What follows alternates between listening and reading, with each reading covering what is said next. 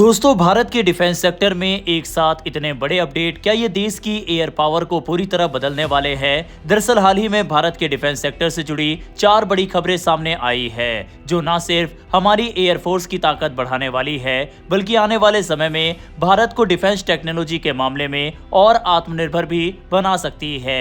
इन updates में America और रूस दोनों का रोल दिखता है और सबसे दिलचस्प बात यह है कि इन सभी डील्स का सीधा संबंध भारत के फाइटर जेट प्रोग्राम से है। सबसे पहले बात करते हैं उस डील की जो 2023 में भारत और अमेरिका के बीच हुई थी। यह डील थी जीई एरोस्पेस की F414 इंजन को लेकर, जिसे भारत के तेजस मार्क II फाइटर जेट में इस्तेमाल किया जाना है। हाल ही में इस डील को लेकर एक महत्वपूर्ण तकनीकी बातचीत पूरी हुई है। इसका मतलब यह है कि अब दोनों देशों के बीच इंजन के को प्रोडक्शन यानी भारत में मिलकर बनाने की दिशा में स्पष्ट रास्ता तैयार हो चुका है।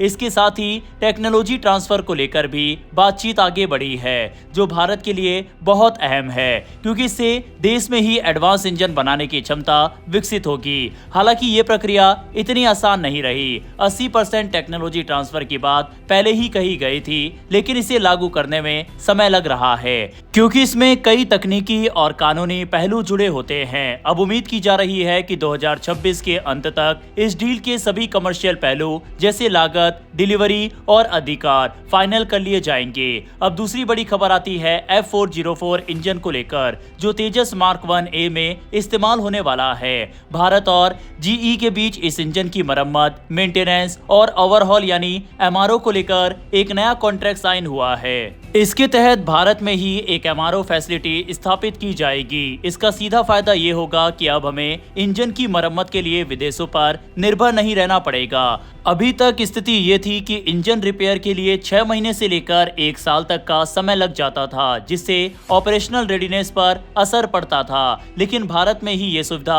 होने से समय भी बचेगा और लागत भी कम होगी। साथ ही से भारत का एरोस्पेस इंफ्रास्ट्रक्चर भी मजबूत होगा। तीसरी और सबसे बड़ी खबर रूस की तरफ से आई है। रूस ने भारत को अपने 5वीं पीढ़ी के फाइटर जेट Su-57 के लिए एक बड़ा ऑफर दिया है। इस ऑफर के तहत रूस भारत को 100 Su-57 विमान देने को तैयार है और सबसे खास बात यह है कि इनका निर्माण भारत में ही किया जाएगा। साथ ही 100% टेक्नोलॉजी ट्रांसफर की बात भी कही गई है। ये डील इसलिए भी महत्वपूर्ण हो जाती है क्योंकि भारत के पास अभी तक कोई भी 5th जनरेशन फाइटर जेट नहीं है।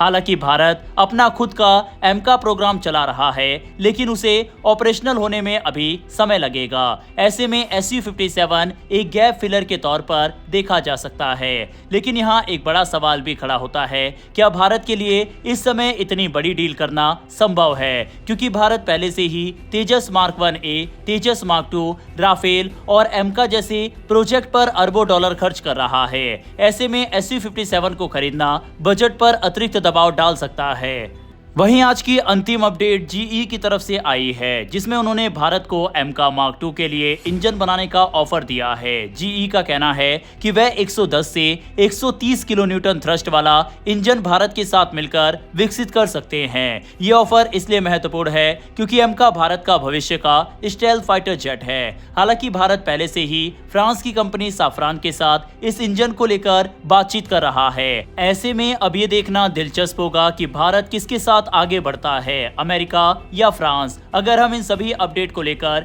एक साथ देखें तो साफ है कि भारत अब सिर्फ हथियार खरीदने वाला देश नहीं रहना चाहता, बल्कि ये टेक्नोलॉजी में आत्मनिर्भर बनने की दिशा में तेजी से आगे बढ़ रहा है। को प्रोडक्शन, टेक्नोलॉजी ट्रांसफर और लोकल मैन्युफैक्चरिंग पर जो फोकस है वह भविष्य के लिए बेहद जरूरी है। साथ ही भारतीय वायुसेना के स्क्वाड्रन की संख्या अभी लगभग 29 है, जबकि आदर्श संख्या 42 मानी जाती है। इस कमी को पूरा करने के लिए भारत को तेजी से नए फाइटर जेट शामिल करने होंगे, चाहे वह स्वदेशी हो या विदेशी। अंत में सवाल यही है, क्या भारत को Su-57 जैसे डील पर आगे बढ़ना चाहिए या फिर पूरी तरह स्वदेशी प्रोजेक्ट पर फोकस करना चाहिए? क्या टेक्नोलॉजी ट्रांसफर के साथ विदेशी सहयोग सही रास्ता है? आपका इस पूरे मामले पर क्या मानना है? क्या भारत को रूस के इस ऑफर को स्वीकार करना चाहिए या अपने एमका प्रोजेक्ट पर ही फोकस देना चाहिए? अपनी राय कमेंट बॉक्स में लिखकर बताइएगा। साथ ही डिफेंस से जुड़ी डेली ऐसी वीडियो के लिए नीचे दिए गए सब्सक्राइब बटन को प्रेस कर बेल आइकन को दबा लें, जिससे हमारी डेली ऐसी वीडियो आप तक सबसे पहले पहुंच सके। फिर मिलेंगे ऐसी एक नई वीडियो के साथ। धन्यवाद।